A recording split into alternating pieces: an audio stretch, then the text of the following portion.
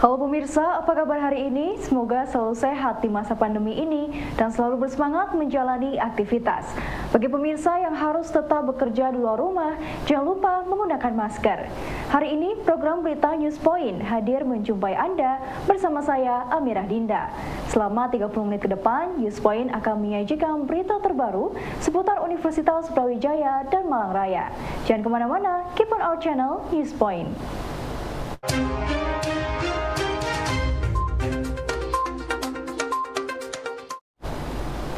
Pemirsa, dalam membangun teknologi untuk pemberdayaan kampung, UBTEK memberikan support teknologi baik hardware maupun software, seperti pembangunan solar energi di Malang Selatan, Glow Light untuk petani bawang di Boyolali, dan pembangunan teknologi virtual untuk pemilihan kepala desa di Tulungagung. Seperti disampaikan oleh manajer UBTEK, Redi Eko Prasetyo berikut ini. Tracknya adalah di persoalan teknologi baik yang bersifat hardware ataupun software. Contoh yang kemarin di Malang Selatan kita mencoba melalui program Dokter Mengabdi gitu kan, masyarakat di sekitar desa gitu ya, di pantai selatan di Malang itu membutuhkan energi solar energi dan angin. Itu kita jadikan satu, kita customize gitu kan, kita kasih nama Maruta Arka. Fungsinya apa? Fungsinya untuk masyarakat nelayan yang mereka butuh misalkan ngecas baterai HP-nya, ngecas sesuatu yang sifatnya jauh dari jangkauan kabel listrik itu, ketika kita pasang di situ tiangnya dan juga alat solar cell-nya, itu mereka bisa mudah. Nah, ke depan ini kita lagi akan mengcustomize, termasuk di situ ada modemnya juga, nantinya ada semacam penguat sinyal gitu kan.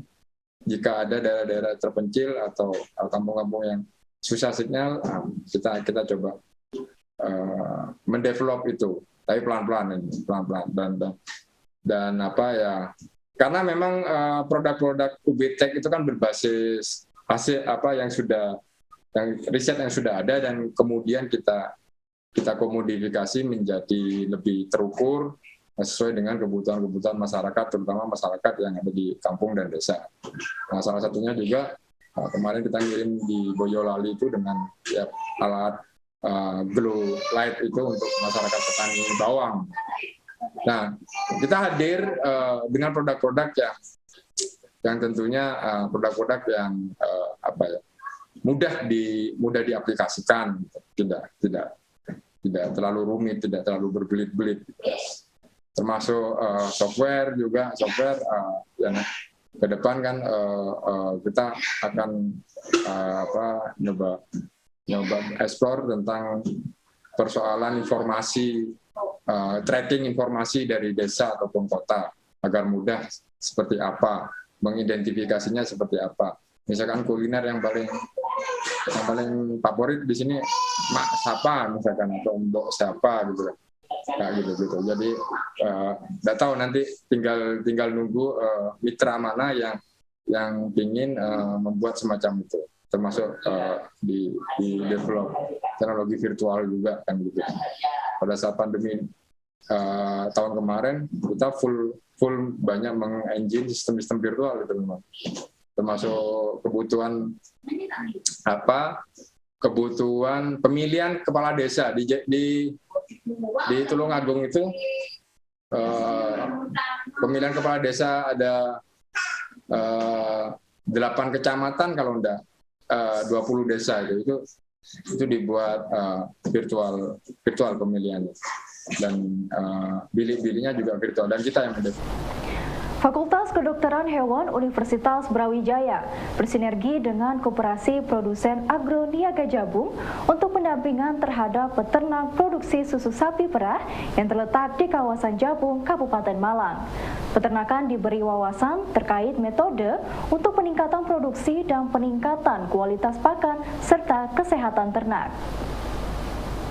informasi yang disampaikan oleh Presiden Direktur Bu Eva Marlianti pada saat kami bertemu penandatanganan MOU kemarin, disampaikan bahwa progresnya cukup signifikan. Jadi dengan adanya keterlibatan maupun juga pendampingan dari tim FKH ini, disampaikan bahwa memang peternak ini menjadi lebih aware begitu ya berkaitan dengan kesehatan hewannya. Selain itu juga mereka jadi punya wawasan baru berkaitan dengan bagaimana metode-metode untuk peningkatan produksinya, kemudian juga untuk peningkatan kualitas pakannya maupun juga untuk kesehatan ternak itu sendiri. Jadi secara otomatis dampaknya adalah produksinya juga meningkat dan tingkat perekonomian dari peternaknya atau masyarakat ini pun juga. Kebetulan program itu kan dimiliki oleh Koperasi Kanjabung sendiri.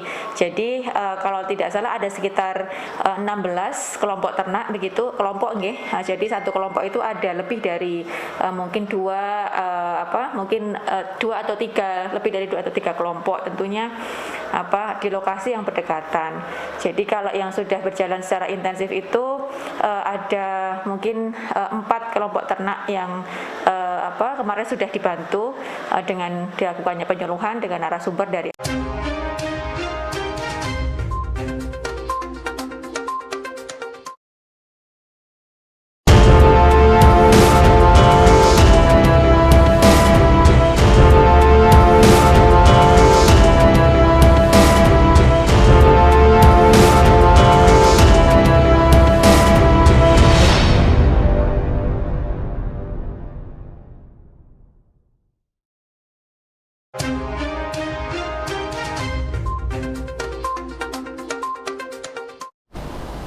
Pemirsa, sebagai bentuk kepedulian terhadap peternak yang terdampak bencana Gunung Semeru, FKH UB turut serta membantu dengan mendelegasikan mahasiswa PPDH tingkat akhir untuk melaksanakan program pengobatan hewan ternak ke-30 peternak di Desa Sumberwuluh, Dusun Kamar Kaja. Diah Ayu selaku Dekan FKH UB menjelaskan, program ini rencananya akan dilaksanakan selama seminggu dengan menargetkan 40 ekor sapi dan 30 ekor kambing yang akan diobati. Kami mengambil skema pengabdian masyarakat terpadu yang diselenggarakan oleh fakultas ini di Semeru, di lokasi terdampak khususnya di daerah Lumajang, berkoordinasi dengan Dinas Peternakan di Lumajang. Kegiatan yang akan dilakukan itu diantaranya adalah untuk recovery lahan pertanian atau untuk membantu dalam penyediaan kembali lahan rumput yang ada di daerah terdampak, sehingga akan membantu untuk penyediaan pakan bagi para ternak yang berada di sekitar lokasi terdampak. Selain itu kami juga akan membantu untuk pemeriksaan maupun juga monitoring kesehatan ternak-ternak yang berada di daerah sekitar terdampak. Gitu. Kegiatan Pengmas Terpadu di Semeru ini akan mulai dilaksanakan insya Allah tanggal 20 Maret besok, melibatkan mahasiswa PPDH atau mahasiswa koas yang sudah selesai melaksanakan semua rotasi koasistensinya, dan nanti mereka akan diminta untuk membuat atau mengangkat suatu studi kasus begitu di Semeru ataupun mungkin juga di daerah Lumajang itu yang akan digunakan sebagai bahan untuk penulisan tugas akhir. Jadi selain kami berkontribusi untuk membantu para masyarakat khususnya peternak yang ada di daerah terdampak, namun kami berharap semoga dengan kegiatan Pengmas Terpadu di Semeru ini juga menjadi salah satu media pembelajaran mahasiswa untuk belajar secara langsung dari kasus yang ada di lapangan, kemudian bisa digunakan untuk penulisan tugas akhirnya. Pengembangan biomasa pada skala pilot dan industri di Indonesia terkendala dengan ketiadaan data terpadu di tiap daerah mengenai potensi sumber energi biomasa yang ada. Peneliti biomasa UB Sri Suhartini mengakui ketiadaan data terpadu ini menjadi kendala bagi para peneliti yang akan melanjutkan penelitian pada skala pilot.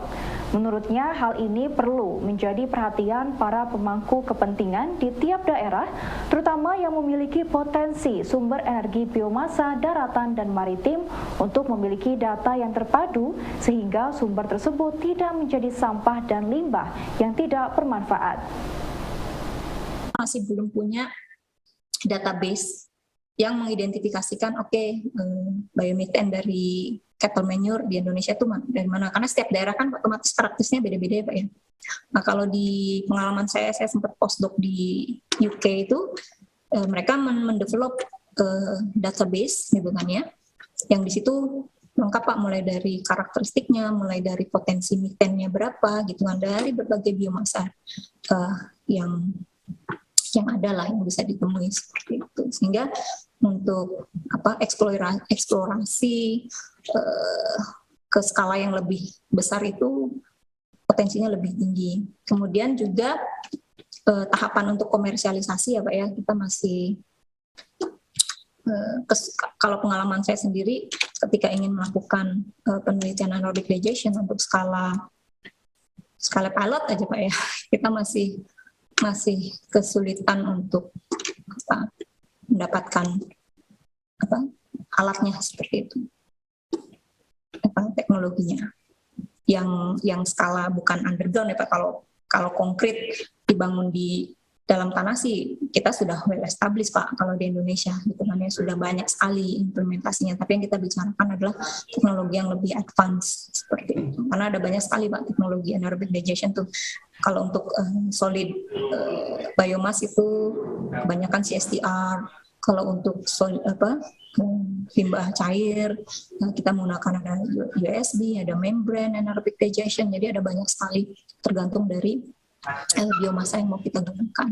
Kemudian kaitannya dengan ABGI ya Pak ya, Asosiasi Biogas Indonesia, ini sebenarnya adalah mix Pak, jadi kumpulan dari akademisi, peneliti, dan juga pengusaha industri. Jadi ada peneliti dari akademisi, maksudnya dari universitas ya Pak ya, kemudian ada juga peneliti dari institusi seperti BRIN, kalau dulu LIPI ya Pak ya, ada dari BRIN, ada dari BPPT, kemudian ada dari industri juga ada Pak perwakilannya. Pemberdayaan kampung dimulai dari kesadaran warganya untuk mampu melihat potensi kampung. Stigma sosial yang melekat pada warga kampung sebagai golongan masyarakat kelas bawah membuat kepercayaan diri warga menurun. Anak muda kampung cenderung kurang percaya diri, menyebut identitas sosialnya sebagai warga kampung. Padahal dari pemudalah gerakan pemberdayaan seharusnya dapat dikembangkan. Biasanya kunci utama ketika saya bilang empowering ya, proses empowering dengan konteks socio engineering itu salah satunya adalah kepercayaan diri dulu, kepercayaan diri bahwa saya warga kampung gitu, saya masyarakat kampung A, kampung B. Karena selama ini stigmatisasi yang terbangun dari diksi kampung itu, orang yang hidup di kampung, baik itu di ruang urban ataupun di ruang rural, itu menjadi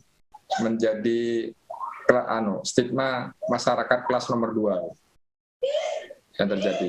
Nah, itu dulu yang harus kita munculkan, bahwasannya kampung bukan dapat stigmatisasi semacam itu.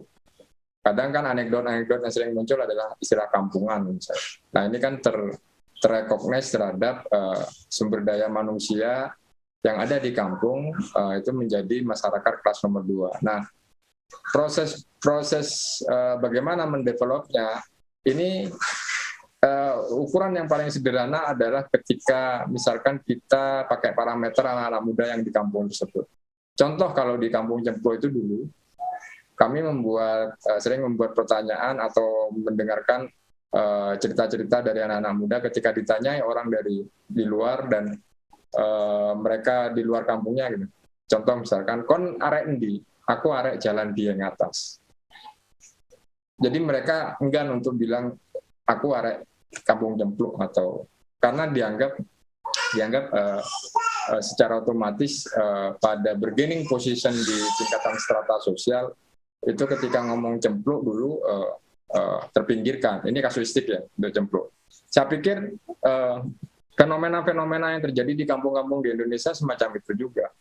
Nah akhirnya kan mereka mencari sebuah redaksional atau brand yang tentunya dapat mengangkat eksistensinya dengan konteks agar terimbas kepada ascribed statusnya gitu. Nah, justru itu yang coba coba kita urai dulu bahwasannya kampung dalam hal ini adalah laboratorium hidup. Jadi kami dengan melawannya dengan membuat narasi-narasi, misalkan tidak mungkin kita akan mengenal Indonesia jika kita tidak mengenal kampung kita. Nah, artinya hal yang paling mikro ketika kita akan mengenal kota ini kan bagian dari kampung-kampung. Nah, itu yang perlu.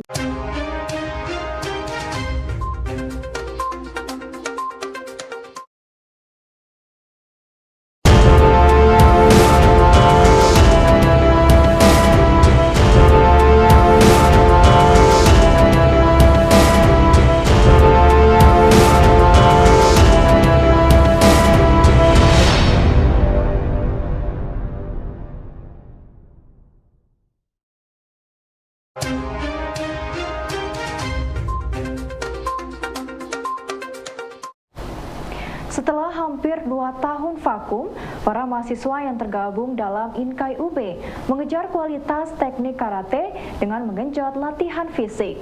Anwar Khoirudin, Ketua Inkai UB mengatakan saat ini unitnya bersiap menghadapi Pekan Olahraga Mahasiswa Provinsi dengan menerjunkan tim inti. Untuk mengembalikan kemampuan teknik dan skill karatenya, Inkai UB menggenjot latihan fisik dan teknik dalam 2 pekan terakhir ini. Minggu ini itu sama kayak 2 atau 3 minggu yang sebelumnya. Kita udah terfokus pada persiapan atlet. Jadi untuk latihan sekitar sebulan ini kita itu persiapin untuk ajang Pomprov yang akan dilaksanain kalau untuk karate itu tanggal 20 sampai 23. Nah, di situ kita memang belum buka maksudnya belum buka untuk latihan reguler, tapi kita emang udah terfokus ke atlet-atletnya.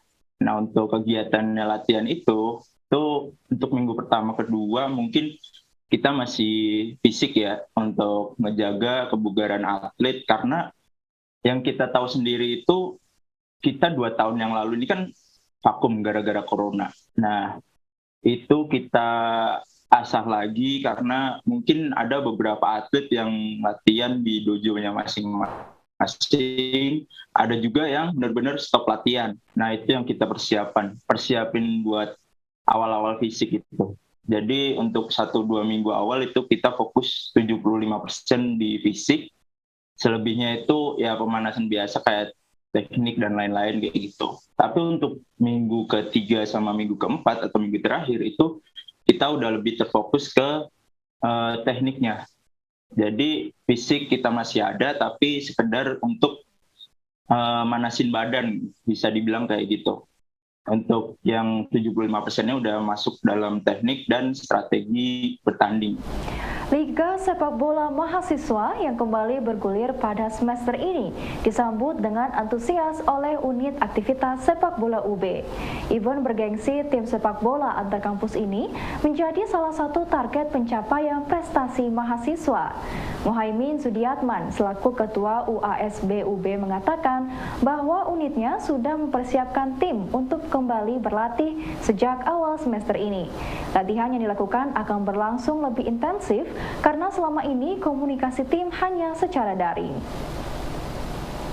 Persiapan di mahasiswa ini sudah dilakukan semenjak awal semester genap ini.